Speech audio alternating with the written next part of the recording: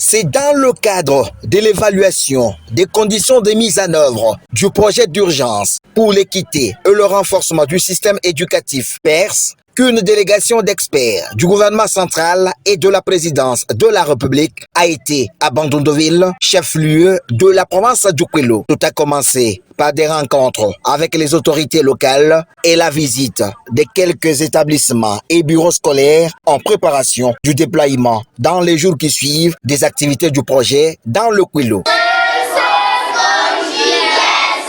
Il s'en est suivi durant 2 jours dans la salle de réunion de Build Hotel de Bandundoville en présence du vice-gouverneur de la province du Kwilu, Félicien Kiwai, un atelier d'échange avec les acteurs de terrain du ministère de l'EPST ainsi que les parties prenantes dans la province du Kwilu. Un atelier basé sur les contenus, les responsabilités, les modalités d'exécution et les enjeux du projet dans le contexte de la mise en œuvre de la gratuité de l'enseignement primaire dans le Kwilu à la grande satisfaction de tous les participants. Le projet bienvenu. Avec ce projet, on veut remonter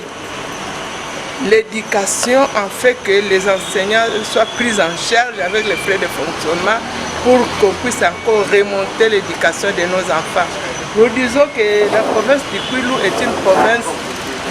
latine, puisqu'on sait que dans les temps, on a eu beaucoup d'intellectuels dans cette province. Mais avec le système où nous allons, on voit que, en tout cas, on ne vit pas ce qu'on a vu dans les temps. C'est pourquoi le projet est venu pour remonter